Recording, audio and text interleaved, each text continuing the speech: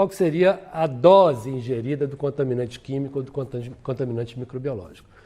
De posse dessa informação da dose teórica que nós estaríamos ingerindo, eu entro em modelos que a literatura científica nos fornece e que me permitem estimar probabilisticamente qual é a resposta. A resposta, no caso, é o risco.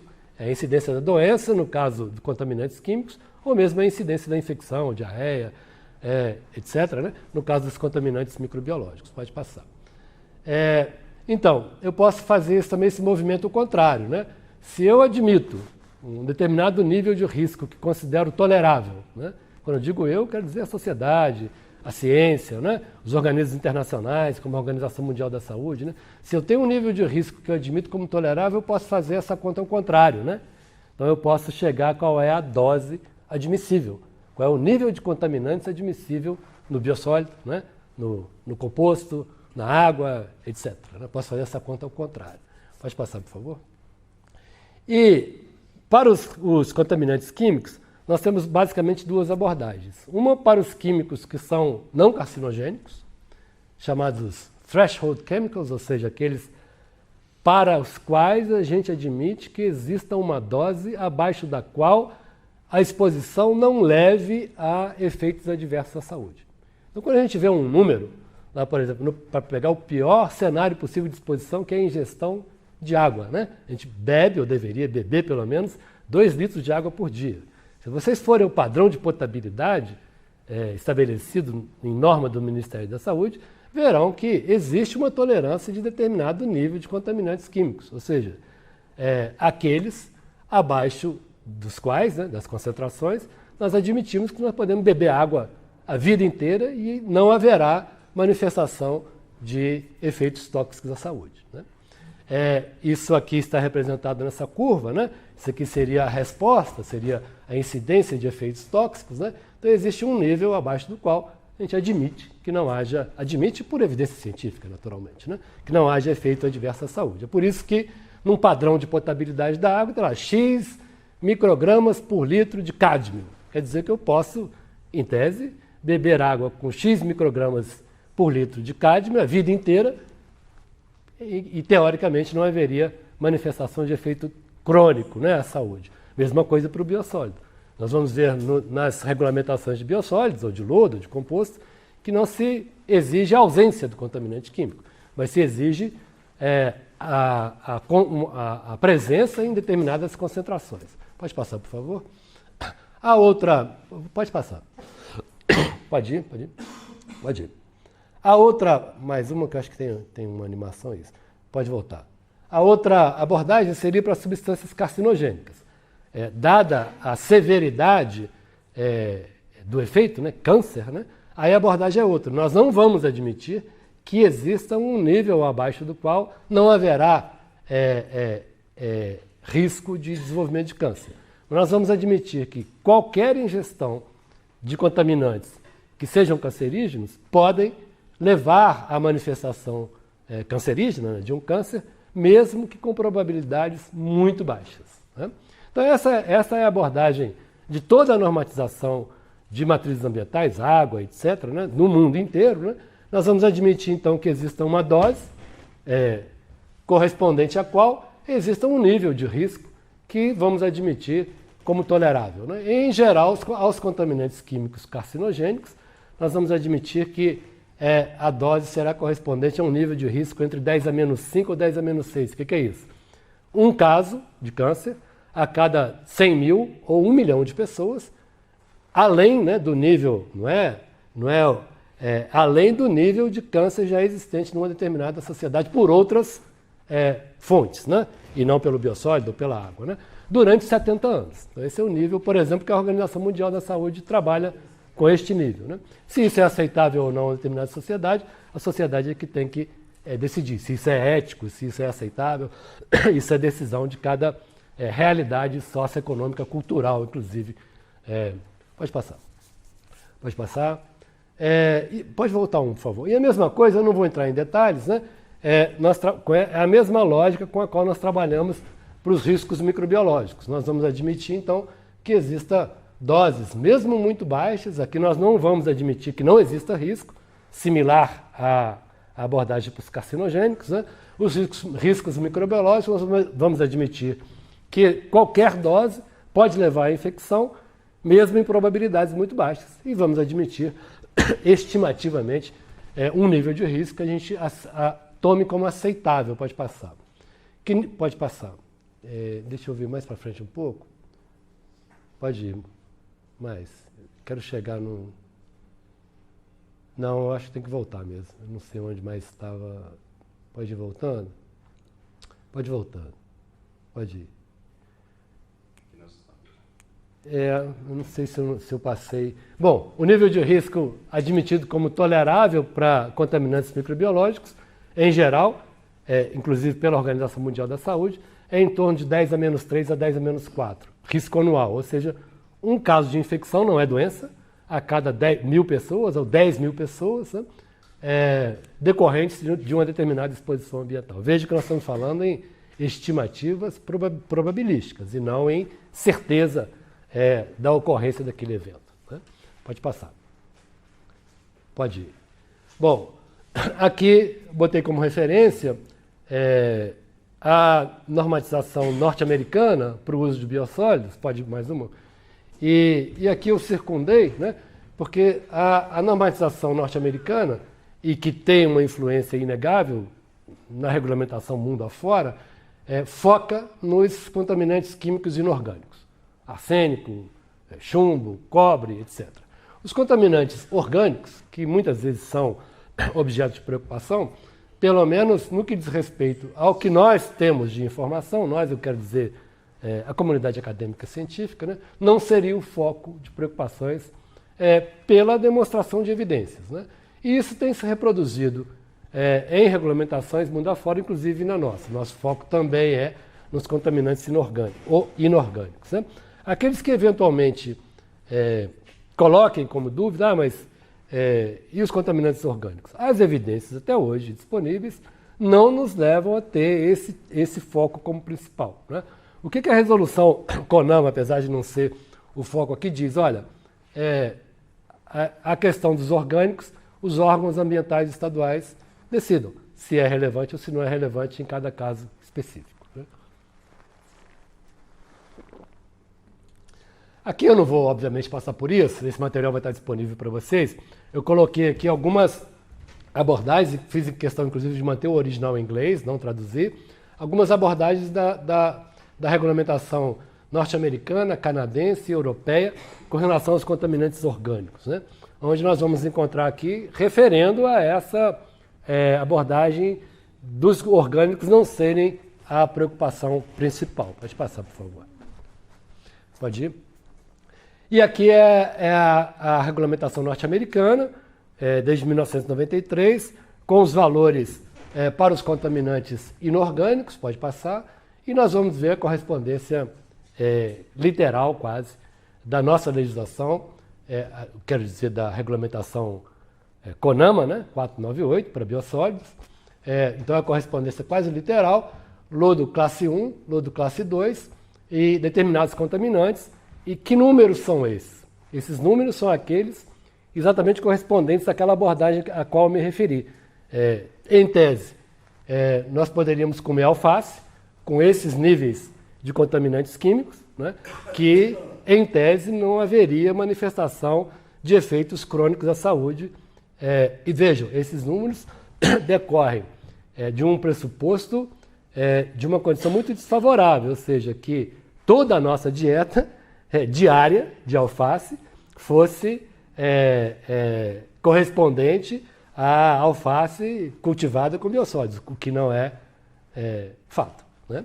Então veja que nós estamos em cenários bem desfavoráveis, né? Ou seja, a favor da segurança, isso que eu quero dizer. Né? Bom, então, em tese, se nós acreditamos nas evidências científicas que nós temos em mãos, nós poderíamos consumir alface produzida com compostos orgânicos, fertilizantes, biossólidos, como queiram chamar, com esses níveis de contaminantes que estaríamos seguros do ponto de vista de efeitos crônicos à saúde. Quem consome uma alface com 41 microgramas por quilo de alface não vai cair duro na próxima esquina no dia seguinte. Né? Pode passar, por favor. E ainda a resolução CONAMA traz para o biosólidos classe 2, né? Pode voltar um, por favor, né? Que tem uma tolerância um pouco maior, né? Pode voltar, mas ainda traz uma limitação de de como aquilo pode se acumular no solo ao longo do ano. Então, além do limite no material em si, também o quanto aquilo pode se acumular no solo como limite, né? Ou máximo. Pode passar, por favor. Bom, e aqui a instrução normativa que o Roberto mencionou, que é a instrução normativa do MAPA, né, de 2006, para condicionadores de solo, e muito rapidamente, eu não vou me prender em números, mas veja, são limites mais rigorosos do que o da resolução CONAMA 498. Ou seja, se o composto daqui segue o que é exigido na instrução normativa do MAPA, eu não vou entrar aqui no mérito qual que deve ser, qual que não deve ser, mas nós teríamos, inclusive, uma margem de segurança ainda maior relativamente a 498 do CONAMA. Pode passar, por favor. E agora, já entrando, eu não estou controlando meu tempo, né? Mas já passou? Mais 5 minutos. Já entrando aqui nos riscos microbiológicos, depois eu volto a isso. Pode passar? Pode passar e depois eu volto a isso. Eu não vou entrar nesse mérito aqui, não vou ter tempo depois, talvez no outro momento a gente volte a falar sobre isso. Mas o que seria um modelo de exposição para a estimativa de risco microbiológico, né?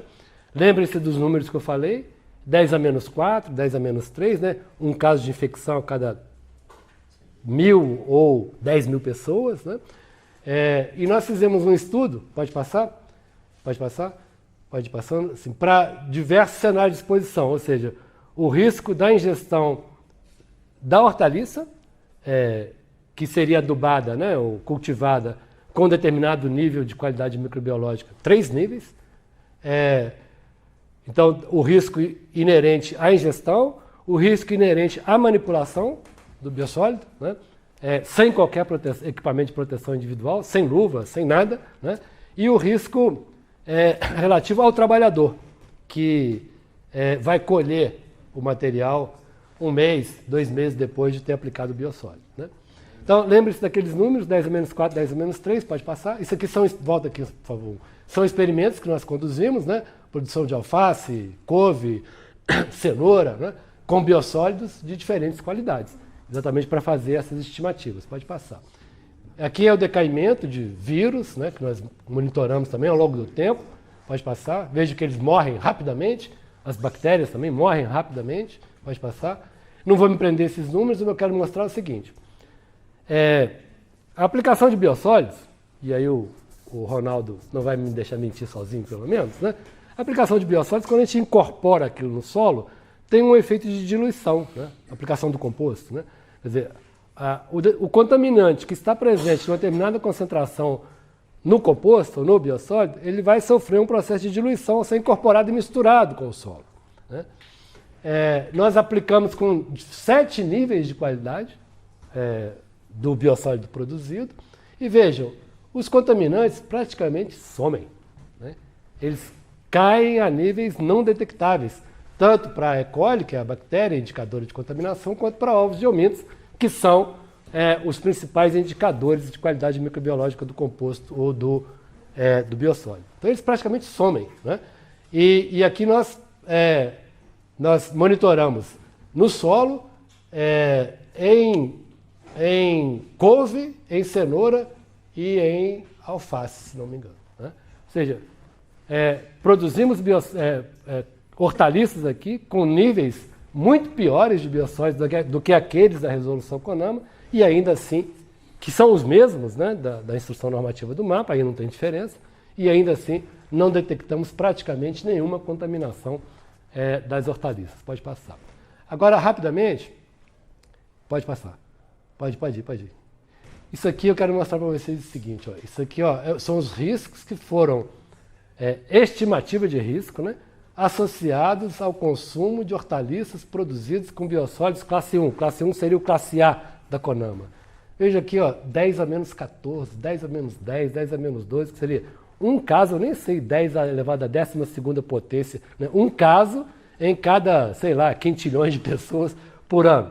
Eu quero dizer com isso, veja esses números verdes aqui, que não, pelo menos, novamente, com base nessa metodologia, os riscos associados ao consumo de hortaliças produzidos com biossólidos classe A, né, pela resolução CONAMA, que é o mesmo nível de qualidade exigido pelo classe 1 da instrução normativa, são irrisórios, né, são negligíveis, eu diria.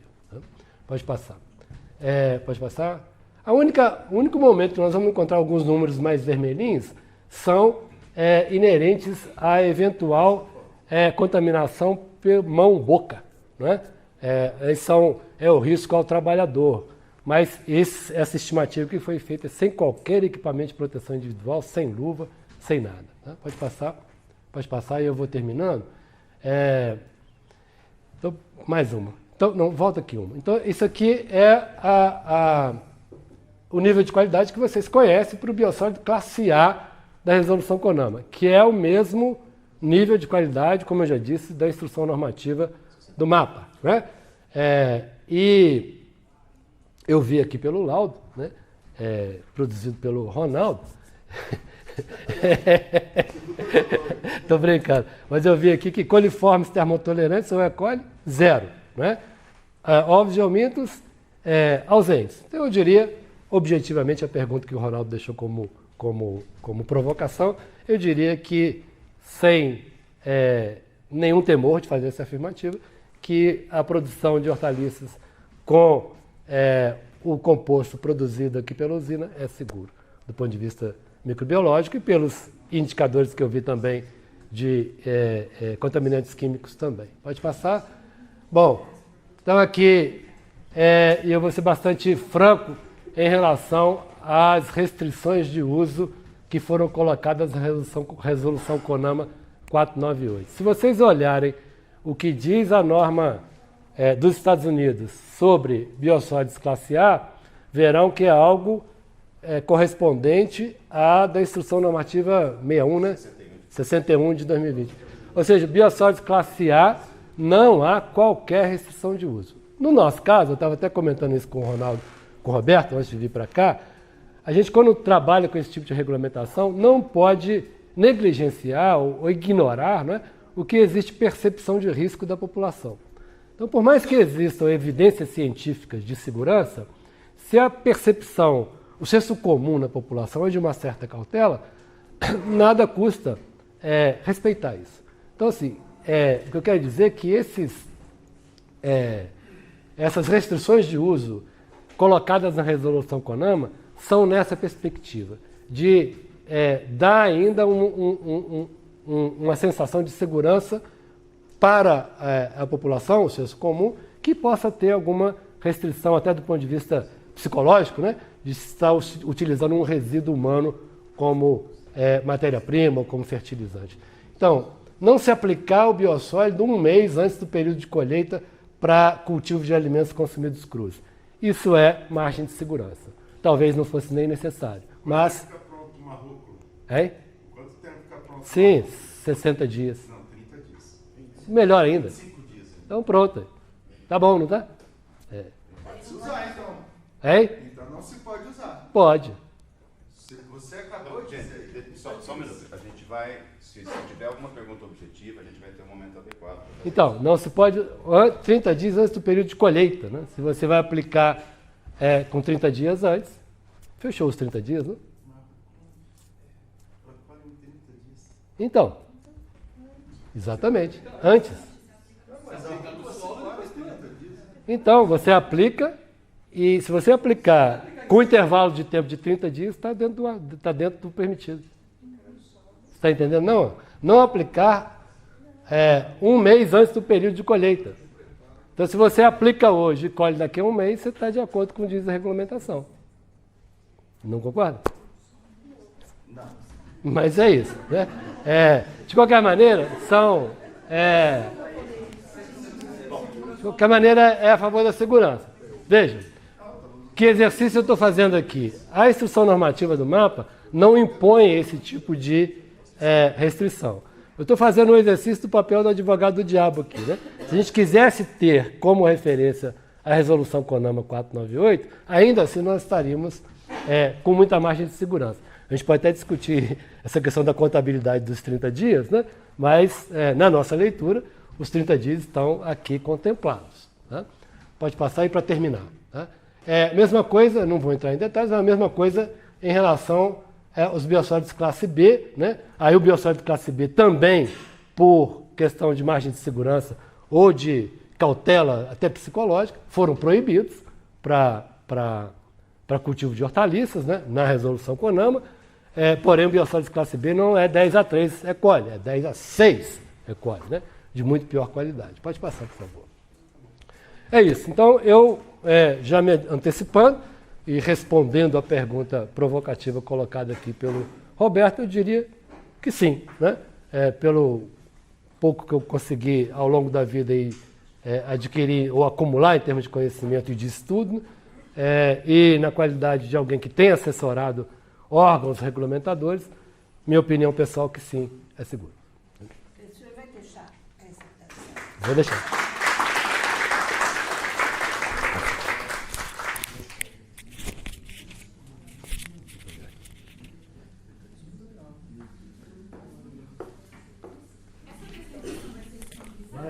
Sim, o Conselho vai disponibilizar a apresentação. Só esclarecendo, tá, gente? Para quem chegou depois, a gente tem esse momento agora de exposição por parte dos 3 panelistas. Depois eles vão fazer perguntas entre eles, porque, como a gente disse, não necessariamente eles concordam entre si. Por isso, na sequência, nós vamos pedir que eles façam perguntas entre eles, para que possam esclarecê-las.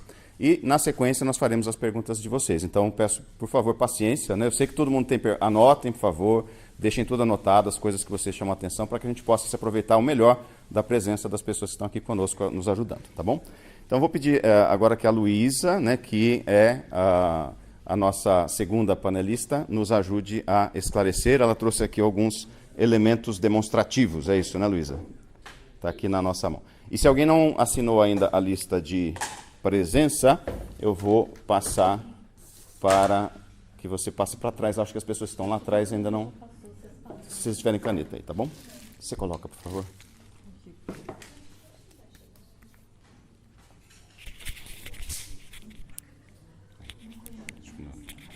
Vou colocar no seu broche aí, talvez.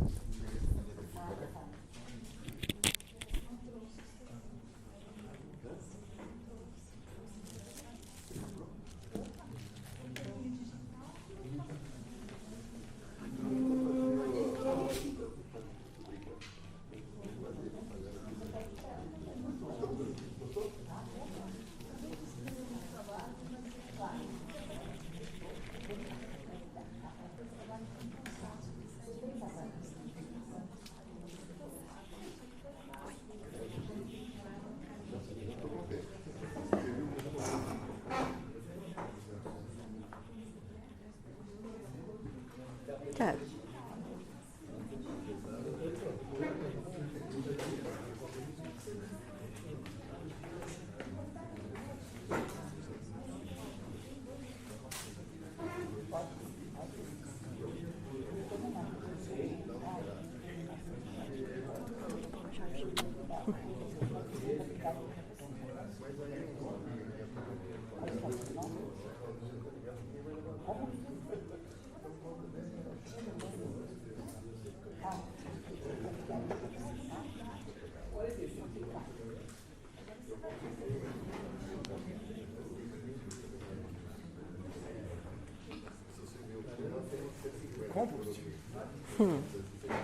Tomou café.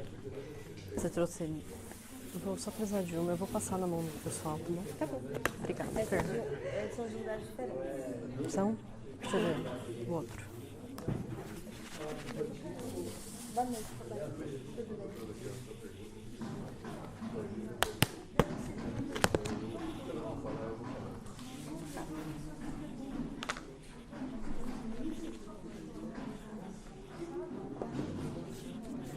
Pessoal, vamos focar a nossa atenção então para a gente dar continuidade, por gentileza.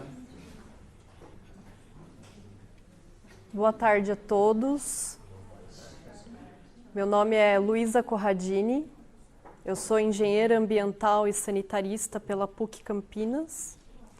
E hoje eu estou aqui em nome da Associação Brasileira de Compostagem, amparada pelo nosso presidente Felipe Pedrazzi, que conseguiu vir prestigiar essa tarde de hoje.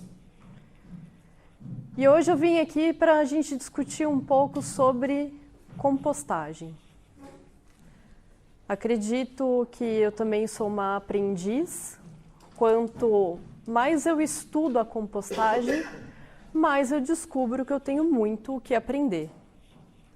Por se tratar de um processo biológico, com a presença de fungos, de bactérias e que precisa de alguns parâmetros para ser realizado esse trabalho, as condições que são aplicadas, os parâmetros, trazem resultados muito parecidos, mas também muito diversos. Por isso eu trouxe aqui diversas amostras de compostos orgânicos provenientes de diversos tipos de compostagem de média e grande escala. E enquanto a gente vai conversando aqui, eu vou passar essas amostras na mão de vocês para que vocês possam viver uma experiência sensorial. O que eu peço que vocês se atentem a esse material? Textura, odor, temperatura e que vocês possam apalpar. Gostaria que vocês pudessem identificar se existe muita variação desse material, para que antes da gente poder, discutir sobre esse adubo, para que a gente possa estar todos alinhados com esse material. São potes grandes, tá? Vocês podem se sentir à vontade de pôr a mão, só não vão contaminar com coliformes fecais isso aqui, viu? Vocês lavaram a mão para mexer, por favor. E aí vocês vão passando aí pro lado. Eu não vou contar para vocês qual a amostra de qual que é para vocês, apesar de alguns serem nítidos, outros não, mas para que vocês possam não ter uma opinião previamente formada sobre esses materiais. Depois vocês limpam as mãos, viva realmente a experiência, toca, sente o cheiro, aperta esse material na mão. Esse material é o resultado da compostagem. Eu, como moradora de Campinas, tenho muito orgulho do trabalho da Prefeitura com a Usina Verde. Diante da ascendente moda de colocar os lodos de estação de tratamento de esgoto para produção de energia e incineração, eu fico muito feliz e muito satisfeita que a Prefeitura esteja encaminhando esse material à compostagem. A compostagem, ela é uma ferramenta importantíssima para o nosso meio ambiente e para os nossos ciclos. É a partir da compostagem que fecha-se o ciclo de vida. Então, hoje, nós temos a nossa produção alimentar e, a partir dos nossos resíduos, essa ferramenta transforma um insumo agrícola. Entra-se banana, casca de banana no processo. Mas o resultado final não é banana. Esse material ele foi decomposto e ele perdeu totalmente as suas características iniciais. Compostagem é também um processo de descaracterização de resíduos. E mais do que isso, a gente tem um processo que você tem a presença de vida dentro desse material. Portanto, quando a gente fala de compostagem de lodo de estação de tratamento de esgoto, primeira coisa, esse material, retornando às minhas raízes da engenharia ambiental e sanitária e relembrando como é que funciona um processo de tratamento de lodo de estação, ele já sai da estação de tratamento de esgoto estabilizado. E tanto existe a legislação para a aplicação desse biossólido porque ele já tem níveis de garantia para ser utilizado. E a partir daí a gente otimiza e aprimora a qualidade desse material, que nada mais é que foi produzido por nós mesmos, e a gente otimiza através da compostagem, beneficiando esse material mais uma vez, até ele chegar ao composto orgânico, ao fertilizante. Então, hoje a gente teve aqui a apresentação já de muitas legislações. Não cabe a mim ficar voltando novamente, porque são passíveis de cada um ter a sua própria análise. A gente teve aqui a apresentação muito bem pontuada sobre riscos. E eu venho aqui, de fato, dizer como a compostagem, reforçar a compostagem como uma ferramenta de fechar realmente o ciclo. Para mim, para as pessoas que trabalham com compostagem, só faz sentido realizá-la se a gente puder aplicar o produto final. O que faríamos nós com tanto